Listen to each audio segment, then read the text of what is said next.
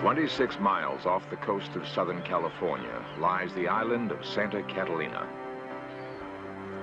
A unique team of psychics and scientists has gathered here. Aided by the world's most advanced deep ocean technology, they will attempt history's first experiment in undersea psychic archaeology.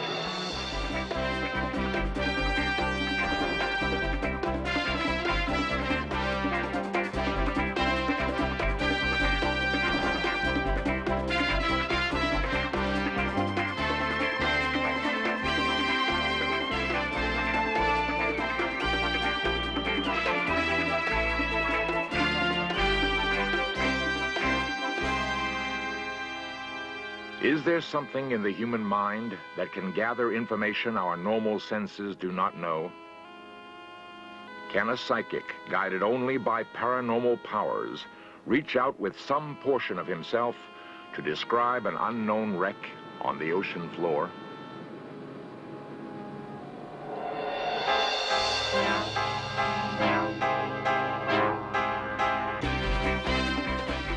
This series presents information based in part on theory and conjecture. The producer's purpose is to suggest some possible explanations, but not necessarily the only ones, to the mysteries we will examine.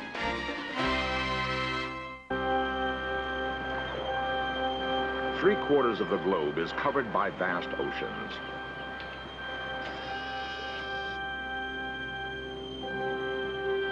Undersea archaeology faces the problem of discovering artifacts from depths ranging down to 7 miles. Low light, shifting sand, and growing coral often obscure the outline of objects beneath the sea.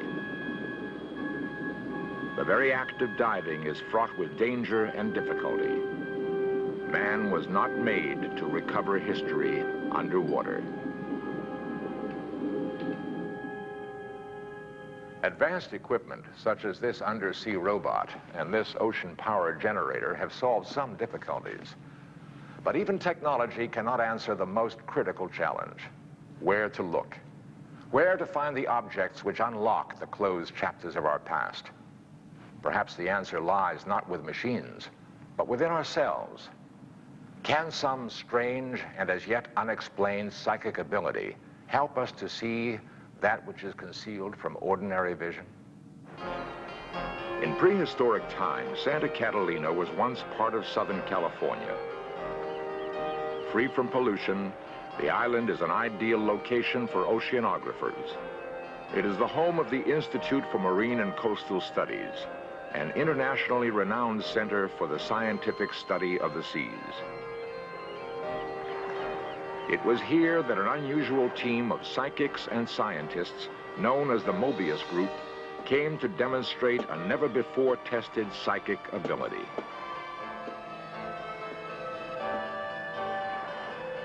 Using an extraordinary new research submarine, the team would attempt to prove that man's psychic capabilities could indeed reveal the ocean's secrets. Organizing this experiment is philosopher and parapsychologist Stephen Schwartz of the Philosophical Research Society in Los Angeles.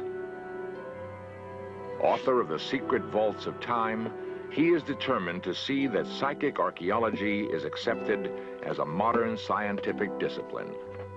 He has researched accounts of psychic investigations being used to discover archaeological sites on land.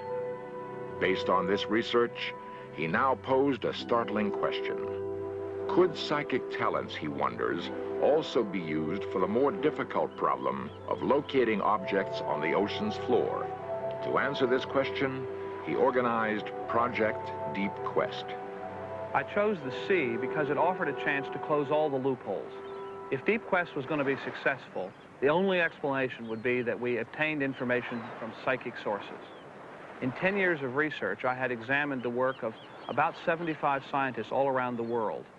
It had never been done before. Nobody had ever tried a deep ocean psychic archaeology experiment, but I was convinced it would work. As real as a person is the research submarine, Taurus 1. This 34-foot-long electric-powered $3 million submersible is perfectly suited for the experiment Schwartz has in mind. With her large viewport, more than 1,000-foot depth limit, and the ability to retrieve objects from the sea floor, Taurus 1 offers the Mobius group a real chance to prove their psychic claims.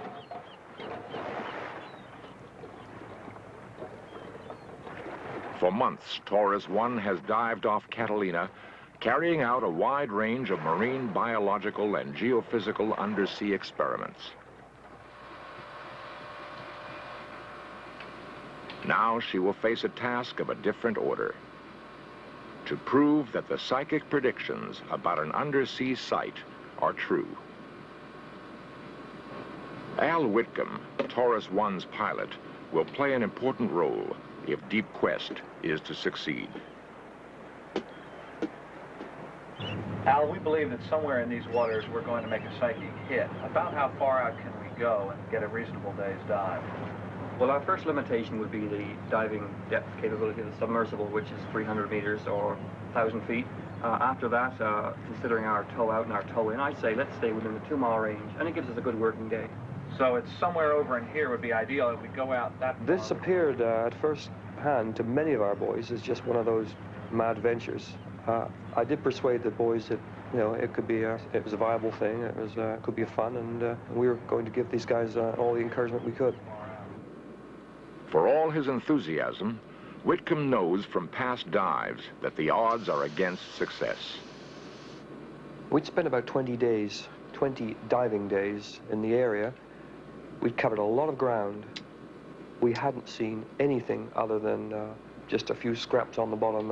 It was flat, and just a few rocks, a few bits of seaweed, and certainly a multitude of fish, but otherwise nothing.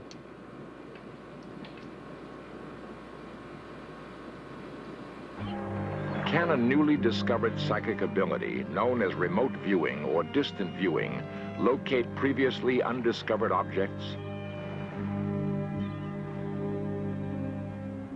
The Mobius team turns to psychic Ingo Swan. Like all psychics selected by Schwartz, New York-based Swan would not describe himself primarily as a psychic. Swan's description would be a painter. He is an artist whose works hang in the Smithsonian Institution. His psychic powers, though, have penetrated 30 feet of concrete and special shielding to stop the functioning of electronic apparatus. He has also accurately described conditions on Mars, Mercury, and Jupiter, which were later proven correct by NASA's space probes. An artist he may be, but it was as a psychic that he undertook Deep Quest's assignment. Well, it takes a lot of guts to accept a challenge like this. Now, Deep Quest, of course, was an ideal type of experiment along these lines where the psychics involved could sort of get into it at a creative level and discover things very distant from themselves, and then go find out if they were really there. The task Schwartz assigns the psychics: use your powers to locate an archaeological site of your choosing in the waters off Catalina. Identify specific objects within the site, draw pictures of what the objects look like, explain their history. This isn't an easy thing to do. At first, you have to work up to it, you know, and sort of separate yourself from the physical environment and become, as it is, psychic for that particular task, and then do it. Swan has never been to Catalina, is not an expert on nautical history, and has been given no other guidance but the chart and the questions. Using only his psychic insight, he develops a list of items he believes are on the ocean floor. Like that straight. Okay. Hella Hammond is the other psychic involved.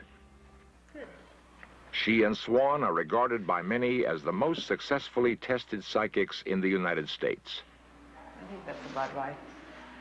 Like Swan, she has no familiarity with Catalina or marine archaeology. People think of a psychic as somebody who's wearing a turban and has a crystal ball. I don't think of myself as a psychic. I'm a photographer, and I've been very interested in psychic functioning. And I guess I've spent a lot of time trying to learn how to be more receptive and more tuned to that other world that exists. To me, psychic is just to really be aware, not things with trappings. So I would rather call it being very, very aware. I just sort of look at the map, not as much with my eyes as sort of get the feeling of it. And I tend to feel a heaviness in certain areas. I can't describe it any other way. It just sort of gets heavy. And that's where I mark the map. One of the charges leveled at psychic researchers is that experiments are rarely witnessed in their entirety by an uninvolved, credible observer. To meet this criticism, Dr. Ann Cale, whose NASA satellite work has gained her international respect, is asked to accompany the team and control all original documentation to avoid charges of fraud. The team is now complete. Reputations are on the line. Over the past 10 years, more than 4,000 dives have been made in this area. Is it conceivable that the most thoroughly studied depths on the California coast can still yield secrets to the past? Only one step remains. The night before the dive, Institute official Brad Veek, himself a career submariner, takes the charts made by the psychics and prepares a composite chart which will be used to guide the team to their chosen target. He is amazed that both psychics have independently selected the same site, a few hundred yards out of a total area of more than 1,500 square miles. There is also a long list of specific objects, including winches, chain, and other remains of a wooden ship which had blown up and sunk. As Veek prepares the composite, Hammond feels impelled to reach out yet again through the dark ocean depths. Driven by an impulse she herself does not understand, there emerges in her mind a clear vision of several artifacts, including an enigmatic block. As with all the psychic predictions, this strange, volunteered insight is logged into the experimental record. Will such a block be there?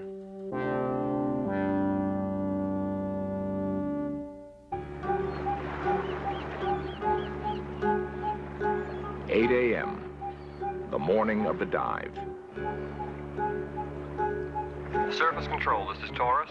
Surface go. Roger. All systems checked. Hull is secured. I'd like permission to open vents and dive at this time. Taurus, surface, Roger, clear to open vents. Have a good dive. Taurus, Roger, and thank you.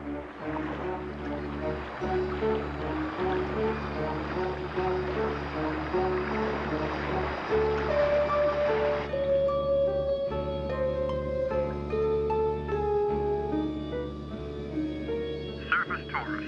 On the bottom, depth 80 meters. Visibility 7 to 10 meters. Current nil. Would Deep Quest produce results or pictures of an empty sea floor? 10 a.m., 2 hours into the dive. This is Surface. Any progress? Surface Taurus. Nothing so far. Bottom is clean.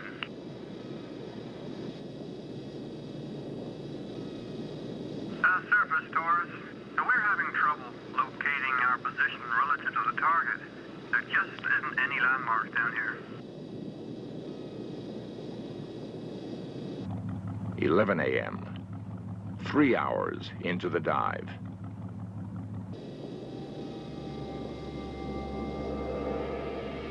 This is Surface. Any luck?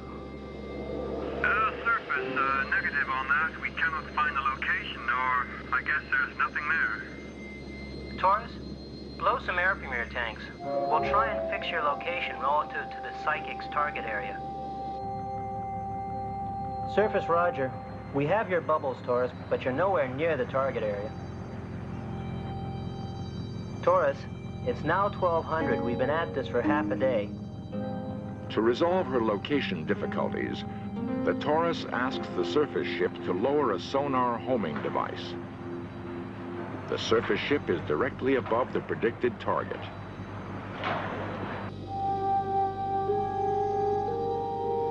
The team knows this is their last chance. They have perhaps another hour to produce a hit, or Deep Quest will fail. Ingo Swann feels he is receiving psychic impressions, and he advises submarine pilot Al Whitcomb. Ingo pointed in a direction and said, "Go there, go there."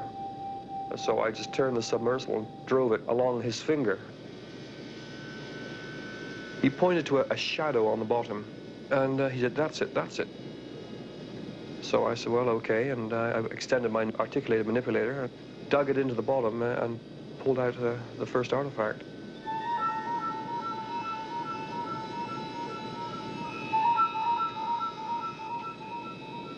It was astounding because to me it wasn't there, period. It just didn't exist. It is clear to everyone in the submarine that the object they have found with Swann's psychic guidance has lain undisturbed for many decades. Its heavy encrustation and almost buried position unequivocally demonstrates this. But one object does not make a wreck. Those in the submarine are torn between elation and doubt. Can they find the actual wreck described by the psychics? The search intensifies.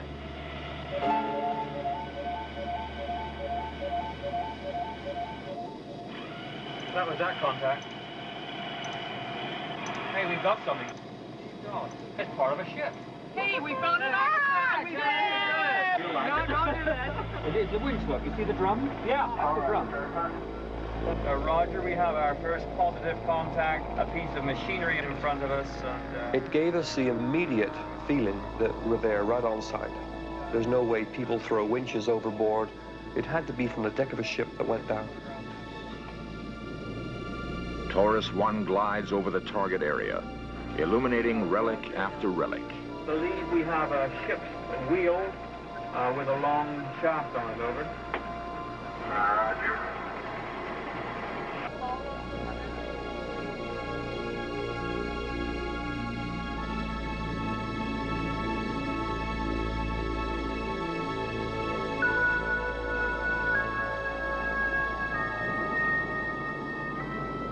Still, the team wants more. And go on and investigate other targets, over. Roger, you're good. Get back to that. They decide to make one last pass.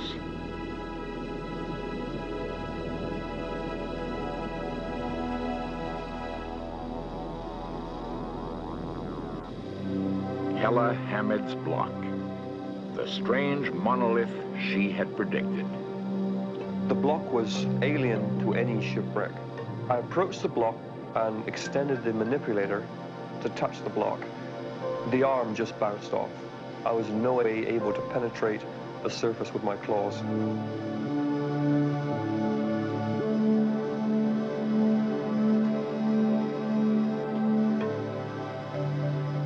Such a unique psychic prediction coming true stuns Schwartz.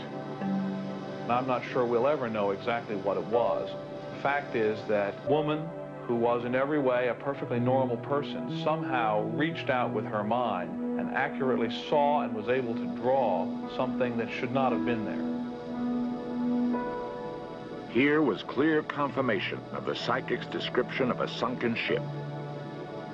Here were the chains, pipes, and debris, and Hamid's block. With nothing more than the psychic predictions on charts and Ingo Swann's on-site guidance for fine-tuning, Deep Quest has made history.